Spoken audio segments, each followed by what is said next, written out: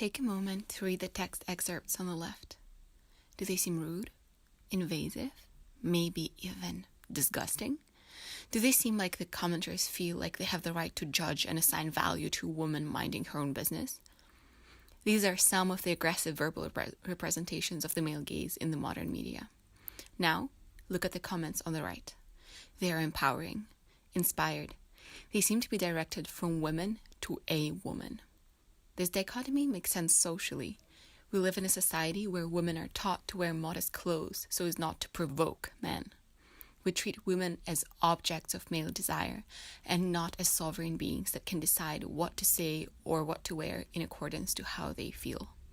In this culture, people who dare to call out the society's wrongs, who own their sexuality and femininity fiercely, are much needed. I present to you Scandinavian Dream Girl. Also known as Amelie Have, she is an activist who educates her 85,000 Instagram followers, mainly Generation Z, on patriarchy, misogyny, and the dangers of slut-shaming and victim-blaming. Although she got famous through Instagram, Have is active offline. She gives talks and workshops about her projects both in Denmark and internationally. Have recently produced a zine that intersects online activism and digital art. It consists of a series of collages with Hrefna Guladottir's photographs and excerpts from Have's Instagram posts. This double zine page shows Have in nature, surrounded by golden leaves and flowers. She's wearing a tight silk gown decorated with feathers. This is traditionally seen through the male gaze as sexy and feminine, which creates a juxtaposition with the setting. Instead of it being a corny hotel room, she's amidst nature in a beautiful, confident pose. In both pictures, her face channels peace and serendipity. Hence, Have reclaims traditionally female attributes such as sexy clothes by making them a part of her nature. She does so voluntarily and not to please the male observer. The caption on the left reveals Have's intention behind creating attractive images of herself. She uses the patriarchal over-sexualization of women to capture the attention of a wide audience and to educate them on ways to stand up for yourself and for others. For example, by calling out nonsense. As more people get inspired to speak up about injustice, the society starts to change. The second zine page that I feature here depicts Have with a wide, joyful smile, arms raised in a power pose. She is wearing a transparent top so that her breasts are well visible.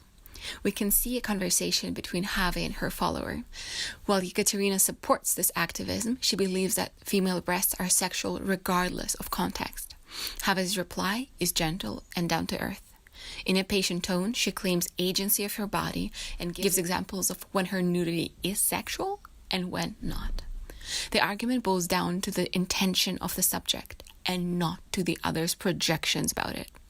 Because Have uses emoji, such as the blushing face, and abbreviations for because, the message comes across as a friend's advice. This then is much easier to trust and internalize. The blocking of text boxes refers to the recent media discourse about body hair, or absence thereof. Now that we have normalized it, we can move on to more controversial subjects such as breast visibility. This zine is an important milestone for Scandinavian Dream Girl as a modern activist. So much of her work happens online, where information and discourse get lost easily in torrents of information. This zine is a snapshot of her progress up to date. It is an essential oil of her painstakingly acquired wisdom.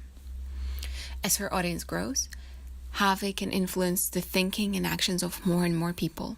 To her, being a leader means not being interested in creating followers, but new leaders. Her art empowers us to love ourselves, to question dogmas about gendered behavior, to reclaim agency over our sexuality. I leave you here with Amelie's thought. I believe that we can't help but make changes in this world.